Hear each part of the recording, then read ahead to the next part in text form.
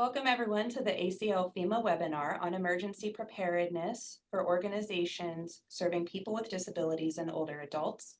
This webinar is the second in a four-part series focused on people with disabilities, older adults, and the organizations that serve them before, during, and after disasters. Our ASL interpreters are pinned and CART is available. You can enable captions below and you can enable ASL by selecting the interpretation prompt and select sign language.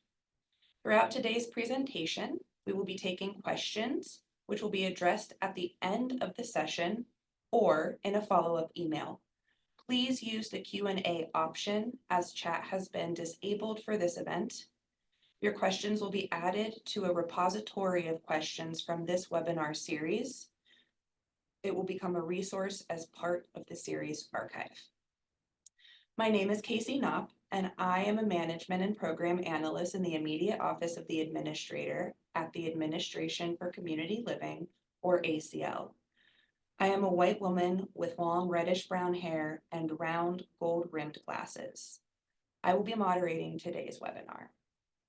During today's webinar, we will be focusing on the impacts of extreme heat on older adults and people with disabilities. Following the presentations, panelists will be asked a series of questions about their agency's work surrounding extreme heat. So I'm going to go ahead and introduce our wonderful panelists today. First, we're going to have Rick Nichols, who serves as the Chief of Staff for ACL. In this capacity, he serves as a senior advisor to the administrator, principal deputy administrator, and the agency on policy, program, and operational priorities, ensuring the agency's efforts advance the missions of ACL and HHS. He also provides executive leadership in a number of areas, including disaster preparedness, response, and recovery. Prior to this role, he served in a number of policy and program roles within HHS, and prior to HHS was a policymaker, program manager, and caseworker in the public and private sectors of healthcare and long-term services and supports. Next, we will have Sherman Gillums, who serves as FEMA's Disability Coordinator and the Director of its Office of Disability Integration and Coordination since 2022. Prior to joining FEMA, he led strategy operations and impact for the National Alliance on Mental Illness and served as the Executive Director of Paralyzed Veterans of America and the Chief Strategy and Advocacy Officer for AMVETS. Sherman served in the Marines for 12 years and went on to obtain a graduate degree from the University of San Diego School of Business and the University of Dayton. Maggie Jerry is going to be joining us today from SAMHSA. She has her MDiv and is Senior Advisor in the Division of Trauma and Disaster Behavioral Health in Substance Abuse and Mental Health Services Administration within the U.S. Department of Human Services. Through her role, Ms. Jerry coordinates with government and non-governmental partners to support United States disaster and emergency mitigation, preparedness, response, recovery, and resilience efforts. Ms. Jerry has strong interest in the impact of extreme heat on people with mental health and substance use chronic health conditions, and has been contributing to federal planning and meaningfully incorporates people with lived experiences of mental health and substance use conditions in wider climate and extreme heat planning. Finally, we will have Megan Meadows, who is the Director of the Division of Energy Assistance in the Office of Community Services at ACF, and this administers the Low-Income Home Energy Assistance Program, or LIHEAP, and Low-Income Household Water Assistance Program, LIWAP. In this role, she leads a team that collectively administers over $4 billion in mandatory grants to serve households with low incomes. And now I will go ahead and hand it off to Rick Nichols. Hey, thank you, Casey. As Casey shared, I'm Rick Nichols. I serve as Chief of Staff at ACL. A huge thank you to Sherman, Maggie, and Megan, who are with us today. We are so appreciative of the strong collaboration we have with ACF, FEMA, and SAMHSA. I am a Caucasian male with dark brown hair and a beard. Both are graying. I'm wearing a white shirt, a navy blue tie, and a light olive suit jacket. My pronouns are he, him. Across the United States, we are facing both increased temperatures and increased frequency, duration, and intensity of heat waves. These last 2 weeks, a large portion of the nation has experienced record-breaking heat waves for the month of June. These heat waves resulted in more than 270 million people experiencing temperature at or above 90 degrees. Some cities and communities reach dangerous levels of heat conditions, with humidity pushing heat index values into the 100s, including in areas where this is not typical. It is critical for all of us to be prepared to manage the challenges and impacts of extreme heat now and ahead. Extreme heat has significant and often harmful effects on the health and livelihood of the communities that we serve. Extreme heat is by far the deadliest form of severe weather incidents, killing on average twice as many people a year as tornadoes and hurricanes combined.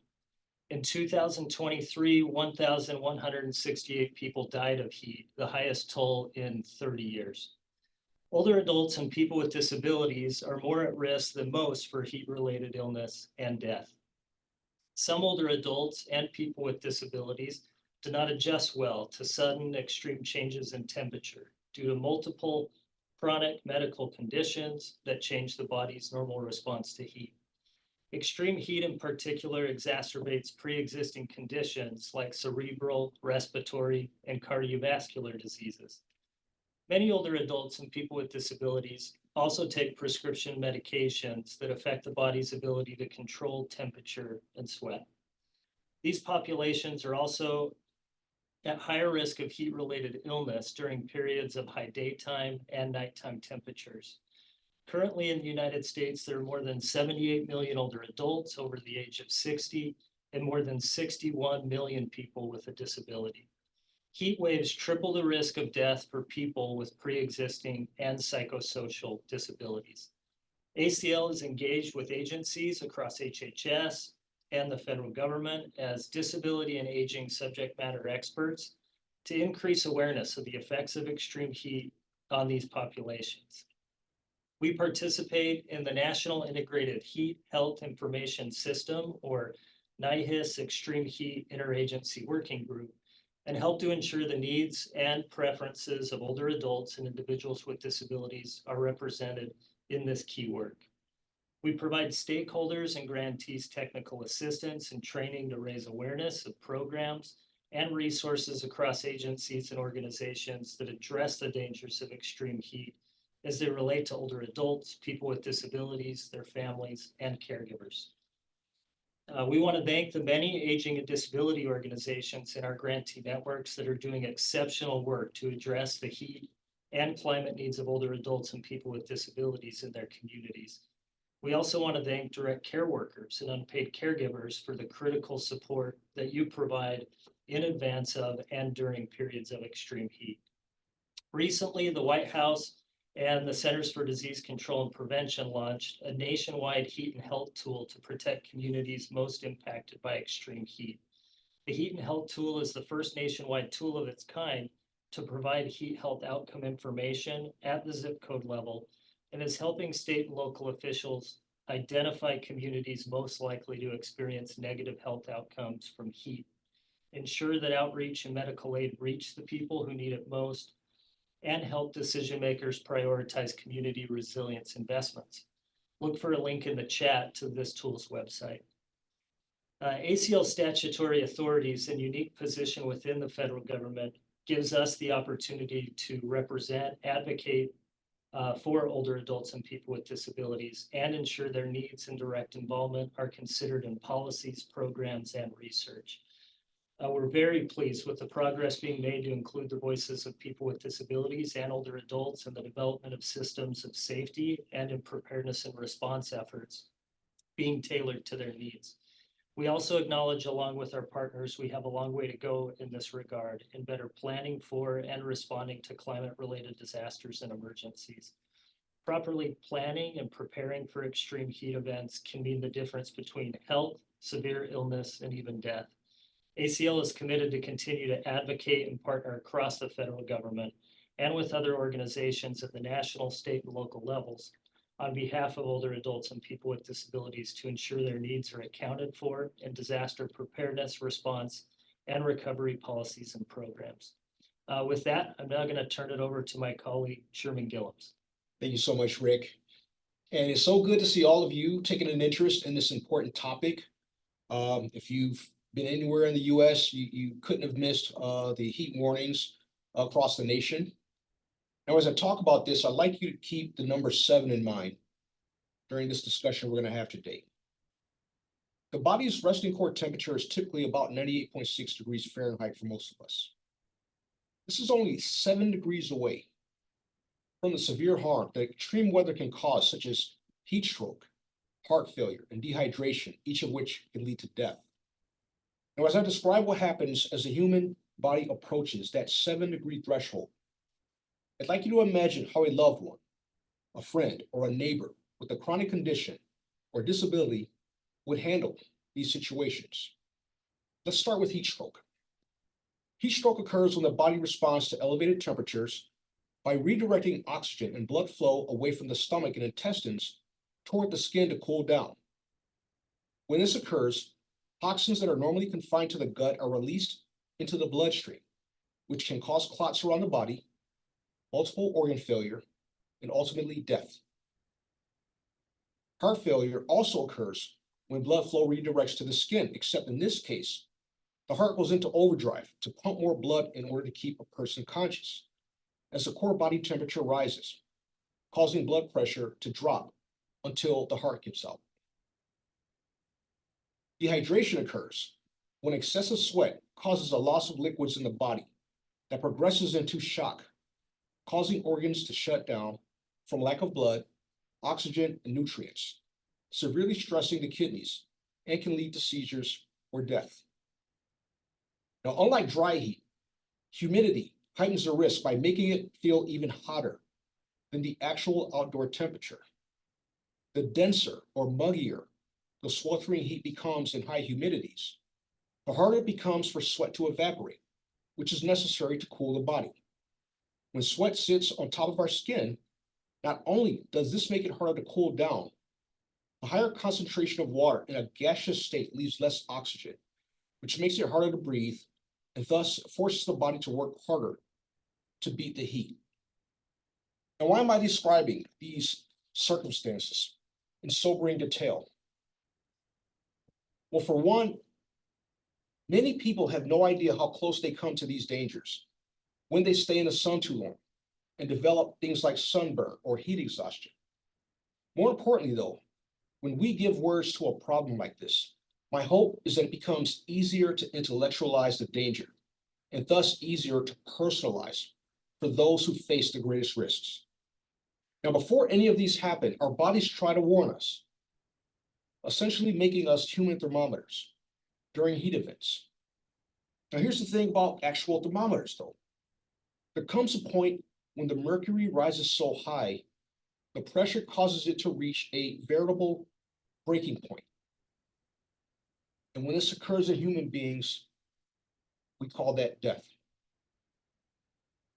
Now, these scenarios are what we're asking our friends, our loved ones, our children and neighbors with chronic conditions, disabilities, and mental illnesses to endure and react to when temperatures rise to an extreme and their communities are unprepared for it.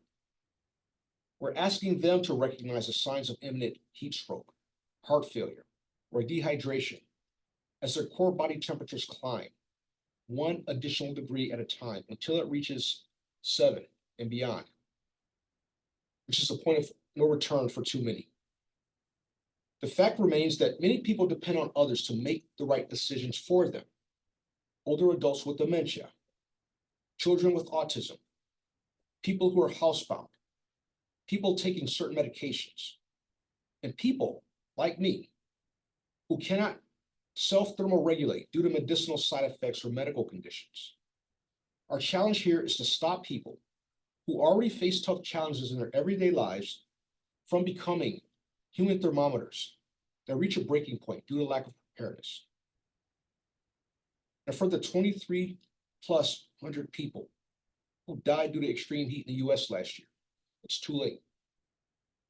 But as we anticipate the continuance of record-breaking temperatures across the US, there's still time to save others through effective communication, raised awareness, community readiness, and shared accountability, which is why we're all here. While it's okay to hope for the best, hope alone is not a winning strategy. Now, as you listen to our expert speaker, Maggie Jerry, please keep that 7-degree threshold in mind as you think about what it will take to educate and motivate your constituents to prepare themselves ahead of the next extreme weather event in their community before it happens. I thank you all for being here. And I look forward to a great discussion.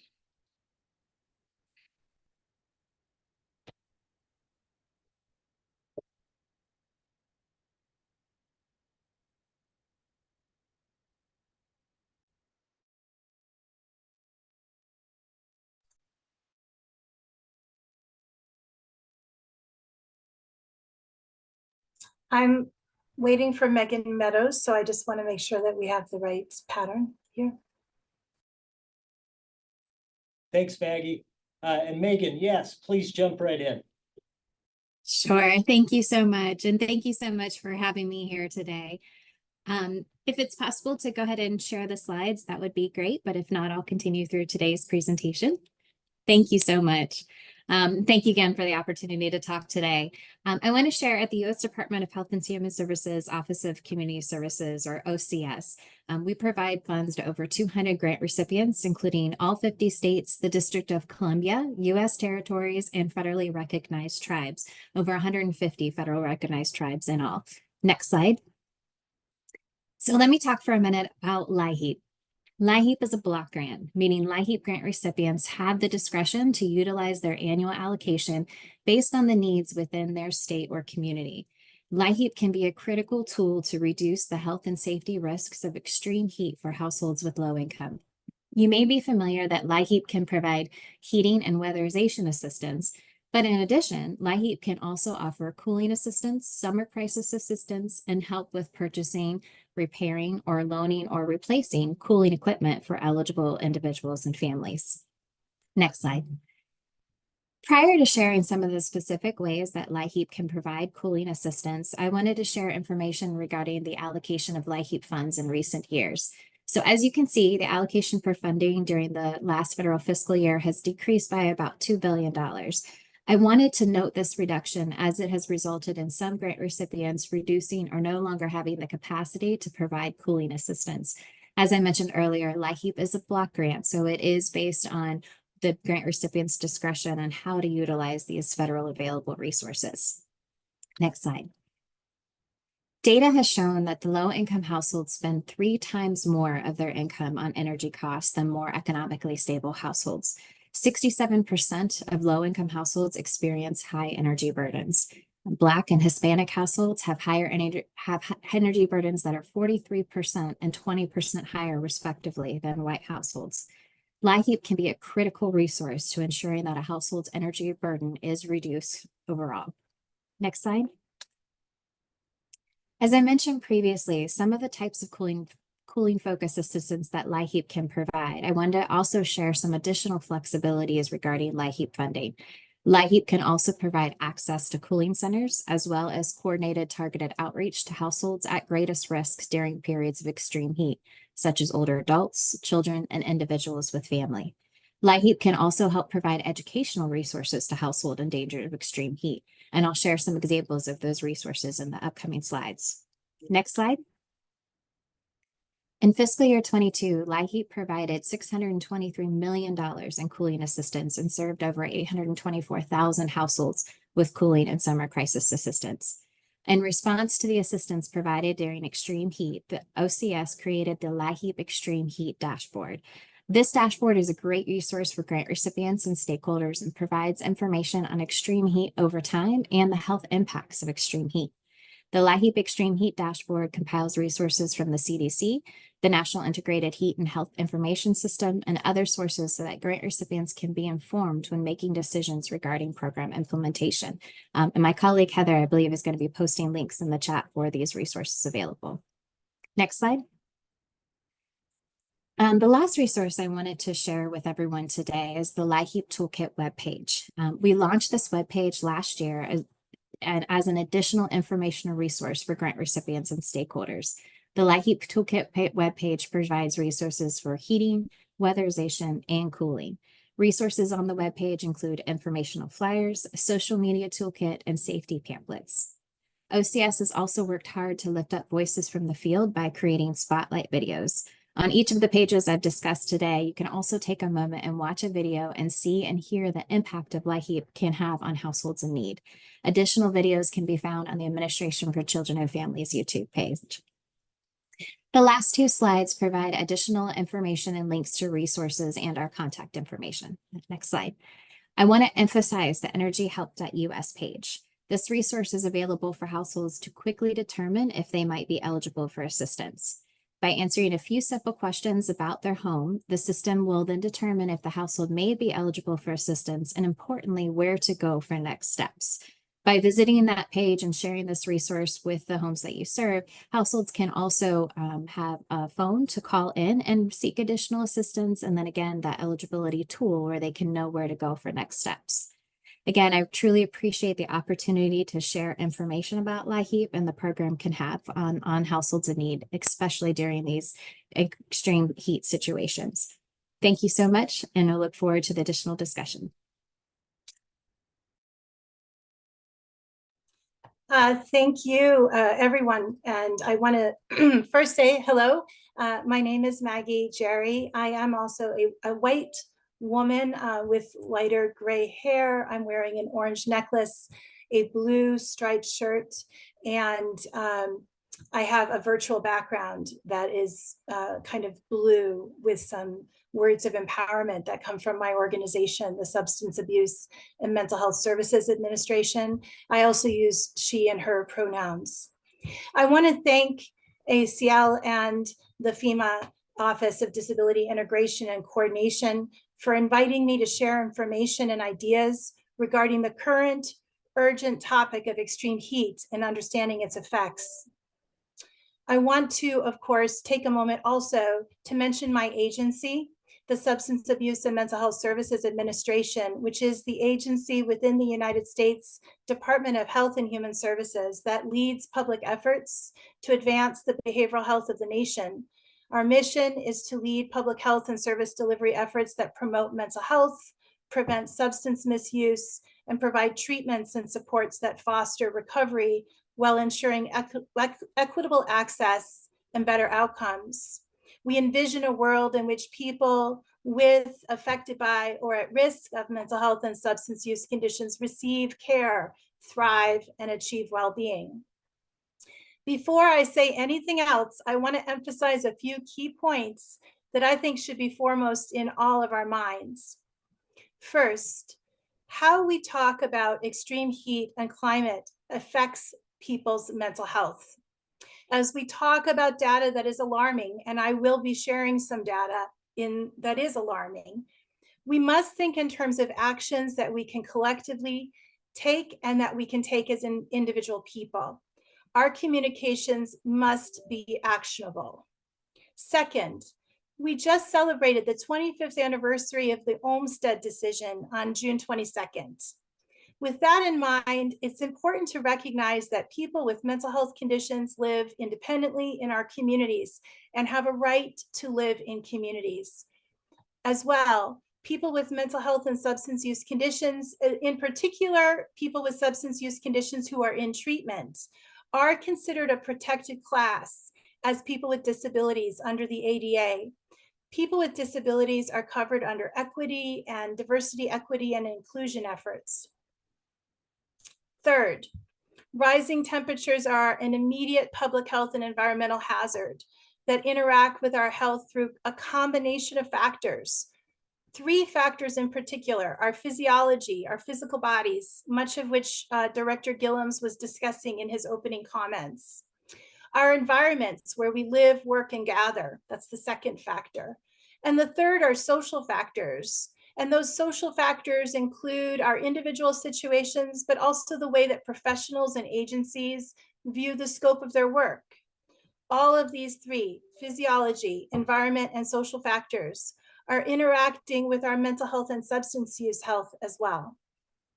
My goal is to organize my comments in a bit around those three factors, but I want to add a few more thoughts. So fourth, some of the challenges ahead related to our approaches to saving lives and keeping people healthy in the context of extreme heat will have similarities to the challenges we've been seeing in the COVID-19 pandemic. We must counter myths and stigma related to who is at risk and why, and plan with a focus on the people who are the most vulnerable as our center, as the centering of those folks. That then leads to safer communities for everyone. This builds on the basic concepts of the ADA, the idea that planning for access improves the lives for everyone. And underneath this, we need to really understand that there have been myths that when we see what's called excess mortality, excess deaths, that those are people who would have died anyway, but maybe they died a little faster. This is one of the types of myths that can occur in extreme heat. We really need to counter that. We need to counter some of the ideas about the value of the lives of the people who are most at risk, and understand stigma and how it plays into our planning. We need then also two more points. We need to bring people with lived experience into all aspects of heat planning, from community and services planning to public health messaging. And then lastly, while there are many areas of climate impacts that we are all collectively working to address in our planning, the effects of extreme heat are immediate and deadly. This requires that we have a massive shift in public health messaging and awareness immediately, as well as the strategies that we use to provide safer environments and more effective coordination during these events. That was a lot. I'm now going to move to a few comments about some recent reports and statistics that I think are really important for people to be aware of. One of the recent reports is from Maricopa County, which is in Arizona. It's the area where Phoenix is located.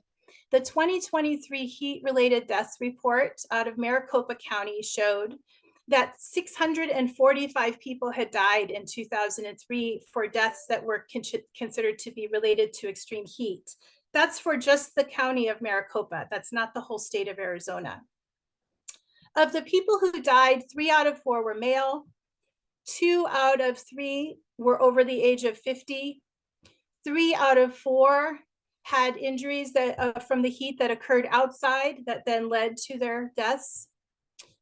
80% of the people who died were residents of Arizona, and having spoken with the Department of Health in Arizona and the leaders in heat planning, they also shared with me that a majority of the people who died had lived in Arizona more than 20 years. 65% of the people who died from heat-related deaths had a corresponding substance use condition. 65% had a corresponding substance use condition that interacted with that extreme heat and was a contributing factor in their death. 45% of the people who died were experiencing some form of homelessness. And 1 out of 2, or in other words, 50% of the people who died had a medical history of a physical / mental health condition. This is something where I would ask the department to clarify whether they're referring to different types of physical conditions or mental health as a physical condition. And then 71% of the deaths occurred on days that were excessive heat. There was an excessive heat warning, which means that around 30 more percent, or 29%, or I'm really bad at doing math off the top of my head, really died outside of that excessive heat warning. So I'll touch on that very briefly.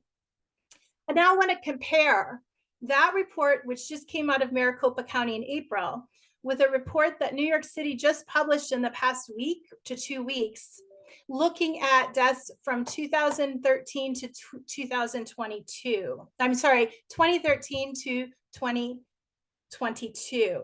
So looking at a range of almost 9 years. Once again, in this data, we see that people over age 60 who were male had a higher rate of death. Additional factors included living in lower income neighborhoods.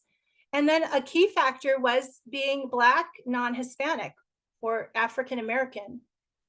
Unlike the Arizona data, a majority of the deaths in New York City were from indoor heat exposure, not having access to air conditioning that was a significant factor in those deaths.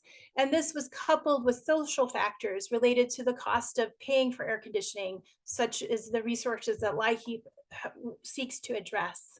The cost of paying rent in neighborhoods where the built environment would reduce your exposure to extreme heat. In other words, that some neighborhoods have higher heat because of histories of redlining and different types of built infrastructure. Similar to the data in Arizona, having chronic health conditions is a huge risk factor, including disproportionately high rates of death for people with chronic behavioral health conditions. 32% of the people who died had evidence of alcohol or substance use. 26% of the people who died had evidence of schizophrenia, schizoaffective disorder, cognitive or psychiatric conditions. And then combining with this, 58% of the people who died had one or more chronic condition, health condition, respiratory hypertension, cardiovascular conditions are particularly relevant. We also know that many people with the behavioral health conditions have these other types of kind of what would be called comorbidities or other types of chronic health conditions as well. So all of this data is in line with what we've seen over many years. I used to be a planner in New York City, and I was aware that people with schizophrenia were more likely to die in extreme heat events.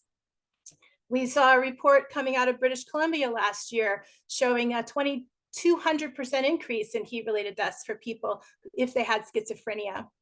And in 2021, Arizona estimated 42% of their heat-related deaths had a substance use condition that was related. But there are two other things I want to mention. I've just really emphasized how this is so critically important related to people with disabilities who have chronic behavioral health conditions. I do want to touch on two other impacts of extreme heat that affect everyone. One is related to sleep. So there have been studies that adults over age 50, for each degree of warming, have a loss of sleep that's 2 times that of people who are younger than them. People who are lower income have sleep loss or live in lower income neighborhoods, have a sleep loss of almost 3 times that of people who live in higher income neighborhoods. And females have a higher loss of sleep, 25% more than males. These studies were done based on people around the world, not just in the United States. We've also seen that extreme heat, we're seeing more data that shows what's called excess or increased hospitalization rates for mental health and substance use conditions directly. So a recent study in 2021 looking at insurance data showed increased rates of hospitalization for people in all categories of acute psychiatric and substance use disorders in extreme heat events. Well, that was a lot of data. I know it's alarming. We've talked a little bit about the physiology, and I'm so appreciative of what Director Gillen shared. I'm excited. Here's one of the things I'm excited about, having been involved in this work for the past 2 years very intensively across our agency, the US Department of Health and Human Services. One of the things I'm excited about is that the CDC published guidance that really gives clear information about different types of medications. And I have dropped this in the chat, but it is also something we'll follow up with in this meeting. We hope to share some links to some of the resources I'm mentioning. The CDC guidance on heat talks about a number of areas, but to my knowledge, this was the first time that in the United States federal agencies, we have a publication that shows different types of medications and how they interact with the body's ability to thermal regulate in heat.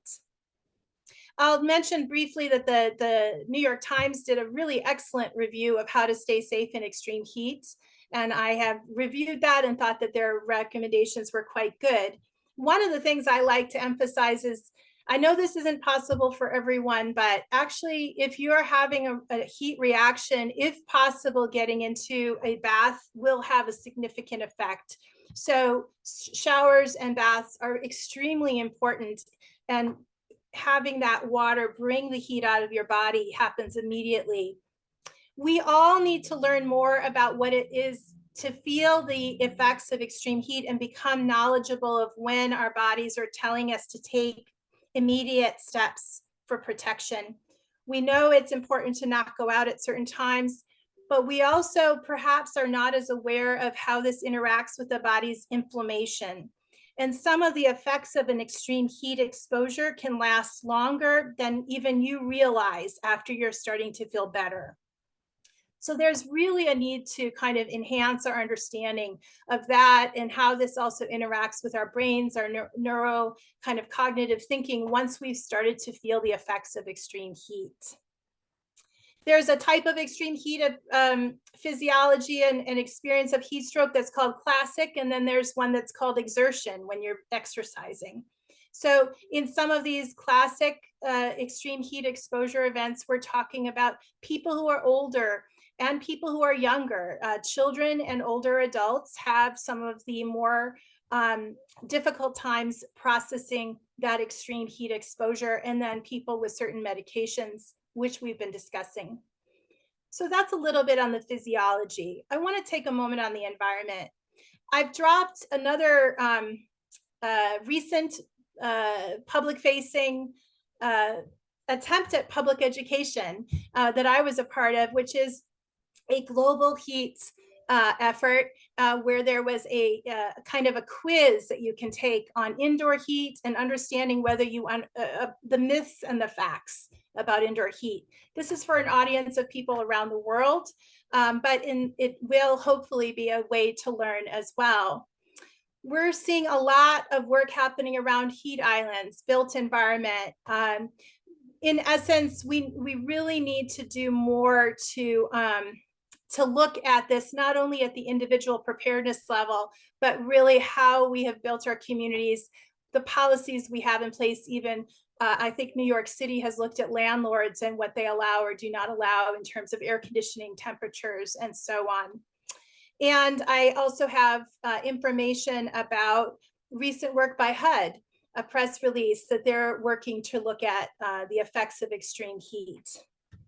So let me just then talk about the social side, which is, I think, an area that many of us who have worked in emergency management, disaster work, and the work to really integrate disability in disability rights, disability integration, functional access into emergency management. You know, this has been kind of that interaction around how do we understand not just what we think is the hazard, but the social experience and the kind of the social location of different groups of people, and how we plan, and also how we kind of adjust our whole environments. So some of the factors that we know are risks in extreme heat include isolation. So we know that there's work happening to really address isolation and loneliness in the country, but this is a definite risk factor, the need for social connectedness. Another risk factor that we have in emergency management is perceiving that this is a routine response, and how do we grow out the routines versus seeing the novel and the new aspects of this work and what we need to do to really kind of change our whole way of thinking about it. For example, a paper that was just published that I read about this morning coming out of Virginia was looking at data. It had much of the same that I just shared around who died, including African-American people, people over the age of 50, people who were male, but where they died was not what was expected. They were not always in the neighborhoods where that kind of that threshold of heat and the intensity of the humidity was being mapped as the most severe. So we have a lot more to understand in all of this. We also need to change how we communicate. There's another publication that I'm going to drop here for media on how we communicate about heat waves. I think right now people are starting to see this is a really serious hazard. It's an environmental hazard. We need to take it seriously as we would even in the environmental justice world. I would consider this an environmental justice concern for people with serious mental illness and substance use conditions, because people with these conditions are disproportionately impacted by exposure to this particular hazard. And then lastly, I want to drop and share some information about SAMHSA. You know, we have this unique role, especially with our partner agency, ACL, in really having a seat at the table to talk about the experiences of people, the lived experiences of people with mental health and substance use conditions. And in our agency, we also have a lead role in disaster behavioral health. I work directly in the section of our agency that supports the disaster distress helpline, which I know has been very well received by many people in disability rights communities, in part because it has an interface for people who are deaf and hard of hearing that I have heard wonderful feedback on. The disaster distress helpline is available also related to the distress that a person might be feeling in an extreme heat event. We've helped to link that resource into heat.gov, and we're starting to promote it more widely. Last year, we developed a toolkit or tips sheet on preparing, if you're taking medications, preparing for hot weather. And then the last 3 resources I'm going to mention and then I'll leave it to our questions and answers, is that we just published 3 resources related to climate in general, but we talk about extreme heat in particular. One of these is a resource called The Dialogue, and our most recent publication, Impacts of a Warming Planet, includes 2 very excellent articles and an infographic around what it means to take action, to be part of our communities in finding solutions in these events. We have published an infographic on taking action to build a more resilient world, and that is focused on a lot of different audiences of people who may have influence in planning and policy, as well as community members. And then we've just published another supplemental research bulletin on climate and behavioral health. Thank you for giving me a chance to make these comments and to share this information. Thank you.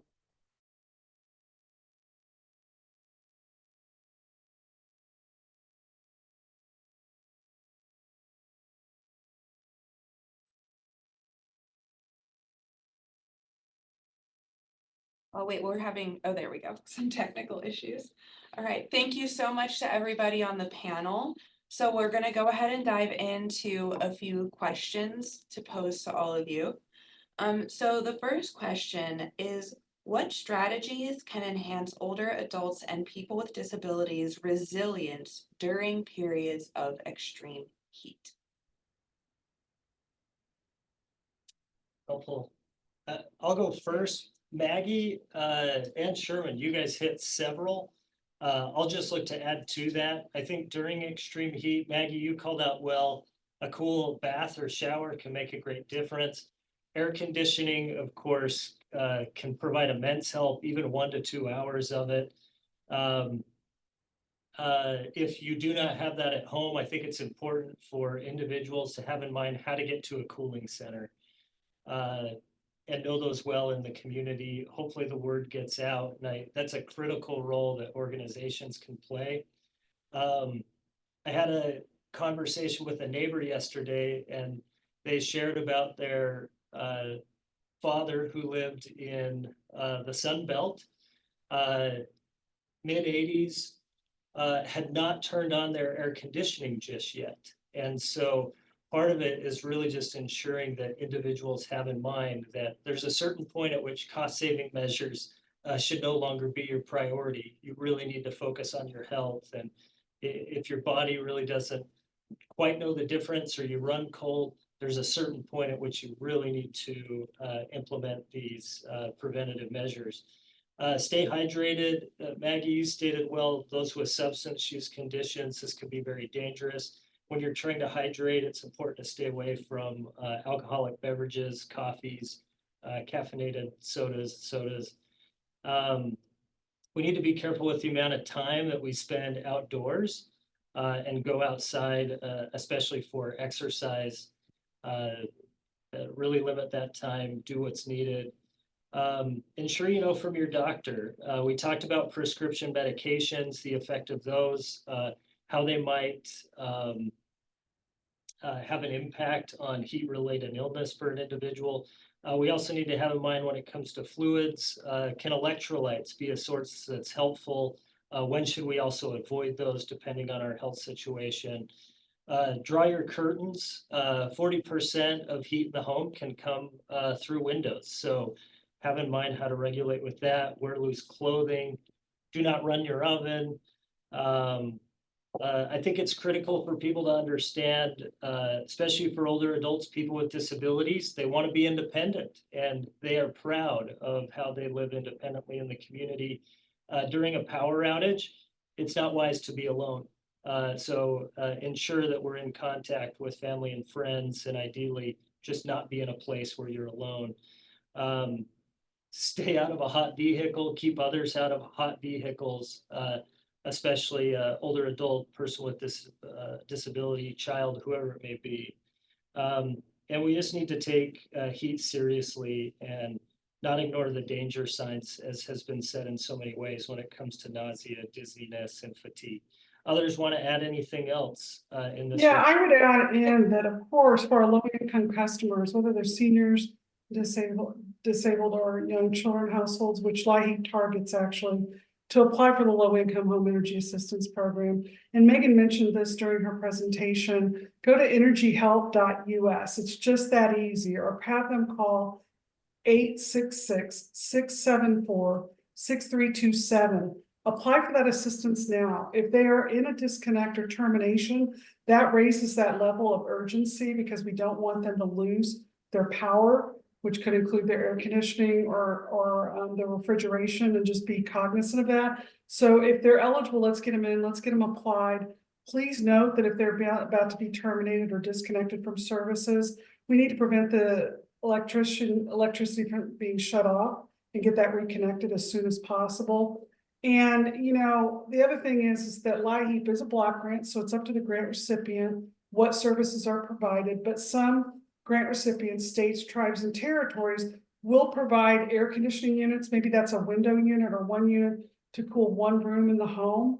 And then also they will also provide, you know, not only assistance with the electric bill, but that air conditioning unit. Sometimes they lend that to you. Sometimes you are allowed to retain that and keep that. They can also make minor repairs to air conditioning units. So if someone's having problems with their AC unit, minor repairs can be made to make that work. They're going to assist with that. We do caution people who are using fans. If they don't have air conditioning, they need to be really careful of that. Fans can actually exacerbate the heat in their home. But, you know, ensuring that they have an air conditioning that's being used. If they have ceiling fans, it's being used in conjunction. But importantly, too, I've heard creating buddy systems to check. So having intake workers or volunteers go check on the elderly, disabled, and families and saying, are you okay? Because with social isolation, people don't reach out for help. Sometimes it's a matter of stopping by, making sure they have air conditioning, make sure they're turning it on. Some of our elderly families do want to be self-sufficient and don't want to have that bill. And they wait a long time before they turn on their air and don't even notice that it's impacting them. So creating that buddy system, and then if needed, get those people transported to a cooling shelter. If their air is out, if there are problems with their housing, let's get them to a cooling shelter at least during the hottest parts of the day. So those are some of the things that we are encouraging people through the Low Income Home Energy Assistance Program to do, and trying to meet and during these extreme heat events. And Heather said everything I was going to say, so I'm just going to add one thing.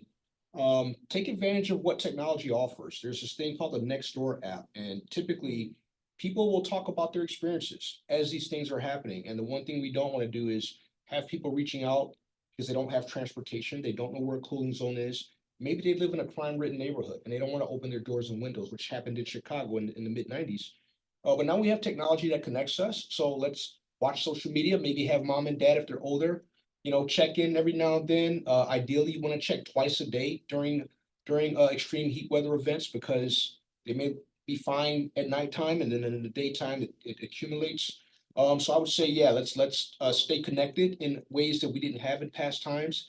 But everything you said, Heather, was right on. Thank you. And the other thing I would point out too is that Meals on Wheels, you guys are out there in the community-based volunteers that are walking into a home. It's critical to refer that home to assistance. And so if they need to make a connection with the low-income home energy assistance program to help someone get their air conditioning or get them to a cooling center, we all need to work collaboratively together to make sure that we ensure people are safe and that they can get through these extreme heat events.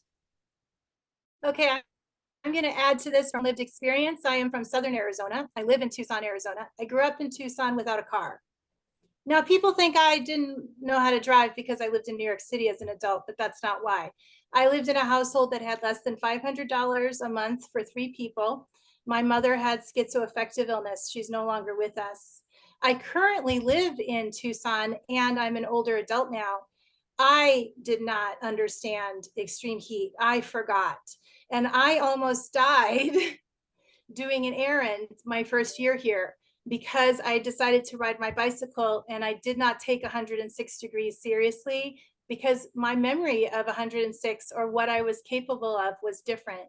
I won't get into the whole story, but it was ironic because I'm on the National Steering Committee for Heat Health. It was ironic because when I got home, I could not lift my limbs and I had to go into my swimming pool in my condo building in my clothing and watch my watch to see my heart rate come down. And I completely underestimated the level to which this could have had a long-term effect, and I could have died even days later. Now that was me in my 50s in Tucson, Arizona. So I'm sharing that with you because I think we need to be grounded here. Most people in Arizona where I am, you know, we're stubborn and we're from here and we know heat.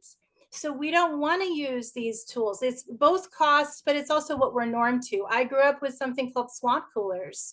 The idea of air conditioning was something I didn't like. It didn't feel good to me. I like the experience of extreme heat in my body because I grew up here. So what I think the statistics in Arizona are showing us is if you think you know this because you've grown up with it, we're dealing with a different type of heat these days. And also, it's not easy for us to get used to who we are today. We're not the people we were 10 years ago. We're not the people we were 20 years ago, and our bodies have changed. And so I think that these are critically important things to communicate. I also think that, you know, the average person in Tucson, like where I live, you know, if they do not have a car, it is very difficult to get to cooling centers. So, you know, we're seeing different kinds of strategies here in terms of using buses and other approaches. And what they're doing in Phoenix in terms of innovation is they're bringing harm reduction techniques into their cooling centers. So we need to see different thinking at the city government level, at the state government level. We at the federal level support that. They are the leads. In terms of how we help our, let's say, behavioral health providers know how to be in the conversation. You know, most of the organizations that SAMHSA funds or interacts with think of themselves as primarily focused on providing mental health services. They're not necessarily thinking about trying to partner with the local cooling station. But what we're finding in Phoenix is there's a real need to integrate these harm reduction approaches for people who are using substances into those cooling centers. And I'll just lastly say one thing I'm still trying to understand, and I don't want to be overly alarmist, is the fact that you can go to a cooling center, come home, and actually still have the fatal effects of extreme heat exposure, not only because of air conditioning, but because of that longer term effect that it has on a body with inflammation. So it's a bit like, let's say we hit our heads. We had a traumatic event where we don't know it's a traumatic brain injury. We think we might have a concussion, but we're not sure. I think we need to think in those terms, like, I don't know if I have a concussion, I'm monitoring right now. I had an extreme heat exposure. There were some effects. I went to a cooling center. I got some interventions. I brought my body down. But now, because I'm very well informed, I'm in touch with the healthcare providers so that I do take steps if there's something that comes up and I need to go and get emergency care. This can occur even months after an extreme heat exposure in your body. So we all need to change how we think. The systems need to change how they think about these things. And I think we do have to think of it the way we did with the pandemic. I know that's a little outside the box, but in terms of who's most at risk, communities of color, people with chronic health conditions, we cannot be complacent. Thank you. Piggybacking a bit off of the last comment that you made, Maggie, I'm really curious if an organization, grantee, or stakeholder wants to make a difference in environmental or disaster policy and programming, what would you suggest that they focus their attention on? Well, we all need to be paying attention to what's happening around what's allowable for built environment, how things are changing, tree canopies. We need to be engaged in those efforts to be a voice at the table. And then if we think it's not my lane, it's not my role, this is a novel situation. So it means that there are a lot of folks there's things that need to get done. It's nobody's job right now. We need to be willing to lean in and say, I get that, I don't want to take on something that's not my role, but we need to really be serious about where the gaps are and really understand this requires a novel approach. The stressors that happen in a massive disaster often push collaboration and drive innovation in the field of disaster work. I believe extreme heat is doing that for us now. It's probably the sleeper event. Like we were thinking hurricanes are going to be worse, coastal erosion, we're planning for that. And now suddenly extreme heat, which was driving a lot of these other events, is coming up as a deadly killer today. So we have to basically pivot and think about this as a completely new approaches. And then how to be at the table, get that folding chair and show up. And it would behoove communities to understand that they are the first responders, right? Most heat events that aren't accompanied by a tornado, hurricane, they're not going to be a federal declaration. And the states and counties and localities are expected to manage mass heat events absent other weather-related events. So you're it in many cases. And when you have many people dying in one area at the same time, it's in everybody's best interest to work together because you all are, in fact, the stakeholders and the first responders for that particular community at that moment. If I can add to, and Maggie, you got to warning systems earlier on, the role that media plays, public health agencies, really any agency that is serving and supporting populations out there, we really need to tailor this information. Not only does this need to be a dinner table conversation, Sherman, you mentioned we need to be getting to people multiple times a day. Heather, you mentioned organizations like those that serve Meals on Wheels. It's great when there is someone who is going into someone's home to provide that service or support. They have a way to be checked in on in that regard. But we need to ensure we're building communities around individuals. They understand that there is technology that can be used. What are the hotlines that can be utilized so they can get information in those moments? I think key with these warning systems, for people that are at risk, they really need those messages that are tailored to them. What is going to make the most difference for them and their needs so that they truly can create their own plan and work with both individuals who are part of their approach for care and independence, and then also for unpaid caregivers, family members, really having that understanding of how they can really help individuals and themselves really find a way through these extreme heat scenarios. It's also important that these warning systems, the information that gets out there, it's accessible. We really need to ensure that individuals from all walks of life, but especially those who are people with disabilities, whether they are blind, visually impaired, deaf, have hearing impairments, intellectual disabilities, they're truly able to get this information in a way that that they can use it. Maggie, you said well earlier, people need to know how to take action.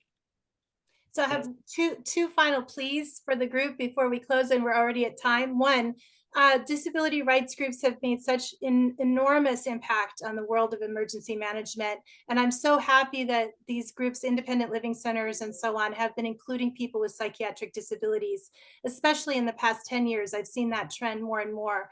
I just urge and I send a plea to these groups to really, really intentionally start to reach out to recovery community organizations, start to reach out to consumer survivor groups and family-led groups that SAMHSA would typically be involved with. Let's look at ways we can partner, ways that we can help those organizations think about having a seat at the table and why they should want to. I think that's work to be done. And then I'll just leave it with that. That's my plea. Thank you. Okay, we are just a little over time. Thank you everyone who was able to join us today and was able to stay on for the entirety of the webinar. And thank you so much to Rick and Maggie and Sherman, Megan and Heather for joining and giving us such a insight into extreme heat and the way that it's impacting all of the individuals that we serve. So we are going to close out the day, and we see all of the questions in the Q&A, which we will add to our repository. Thank you all and have a great rest of your week.